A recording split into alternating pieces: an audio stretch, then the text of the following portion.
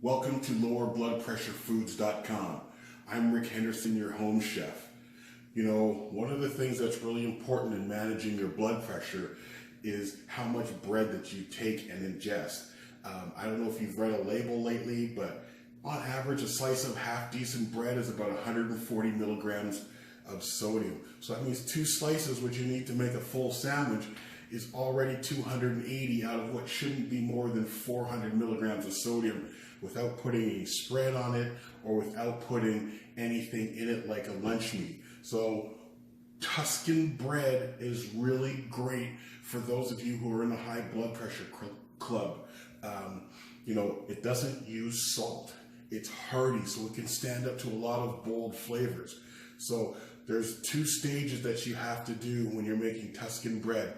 And the first stage is what they call making a sponge. It's really wet and soupy. So let's just show you. So it's about 1 1/3 cups of flour. Right? It's going to be a teaspoon of yeast. Sorry, 1/4 teaspoon of yeast. Now I always do it heaping. That's just me. I'm not a true baker in the sense that I follow exactly the instructions. Okay, I usually use a good fork and some water. This is 2/3 of a cup of water. Now what I do when I use water is I use cold water and then I heat it up. I don't use hot water out of the tap because hot water will absorb the flavors of metallic, which your pipes are. So if you want your bread to taste metallic-y, then use hot water out of the tap, but I prefer cold water. Mix it in. That's it. Put the lid on, saran wrap of course. Let it sit out for, usually when I make these on Friday evening, and then I do part 2 of the dough Saturday morning. But this is all you have to do. So for the Tuscan dough, we're going to use 3 3/4 cups of flour. Yeah, like I said, I'm not a baker. I don't do exact measurements. 2, 3, yeah, almost 3 3/4.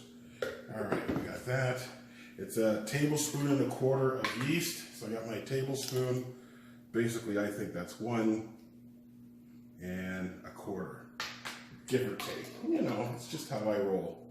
Okay, grab our fork. I don't know, some people try and use a whisk to do this. I'm a fork fan. Give it a little stir to mix in all that yeast. As you see, I didn't add any flour. And then we're going to add in our lukewarm water. As I said before with the water, use cold water and heat it up. Don't use hot water unless you like that metallic taste. Okay. Now some people will add that sponge right away. I like to make sure this batch is activated and ready to go by having it rise a little bit, and then I will mix the 2 of them together to form one big party. All right. And then once they're formed together, that's when I do the kneading. So all that's left to do, cover that, let the yeast get to work, and then we'll see you in a little bit to combine the 2 for the party. All right, so we're going to mix our wet slurry in. Ooh, this is our sponge. It's really wet and loose.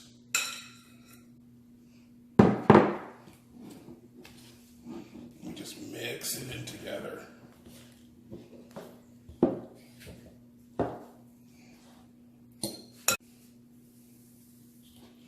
we'll take it all. Make sure your hand's nice coated with flour, because it's gonna stick. Ooh, that's some wet stuff. I'm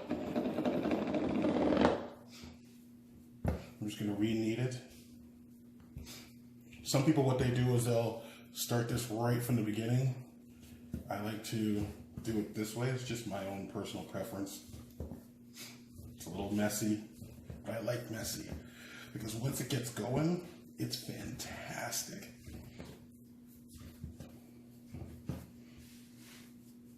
Yeah, it's giving you a good arm workout. help keep you nice and fit.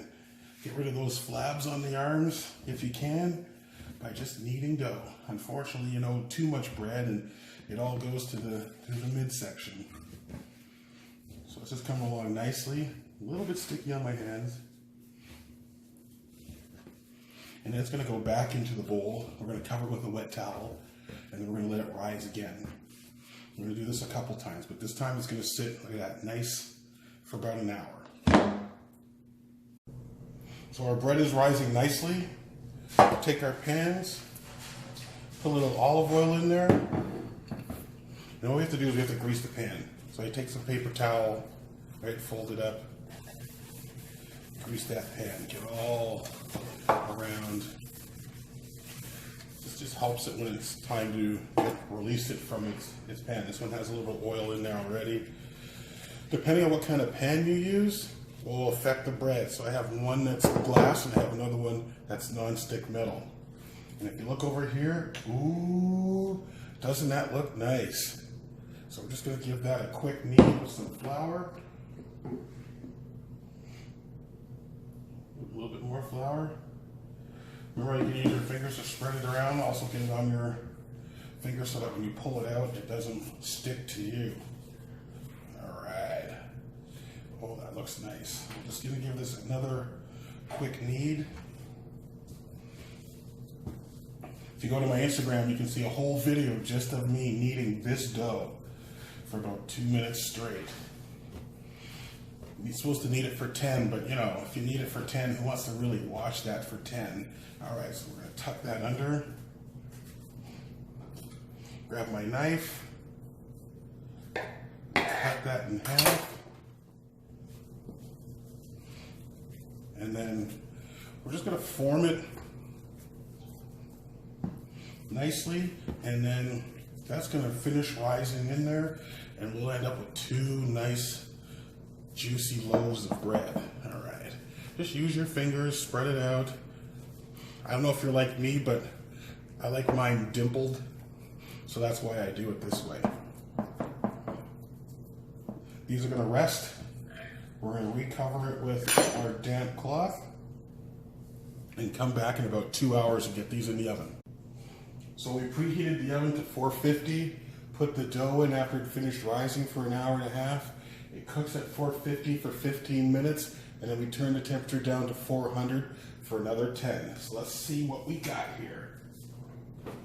Ooh, look at that.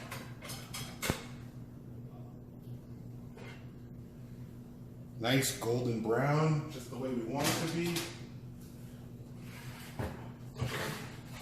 We did 2 different size loaves. Turn this off.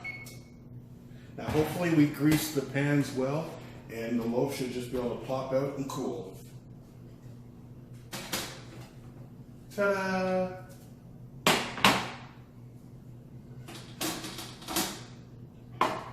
Now if I can just keep everybody out of the loaves of bread until they cool.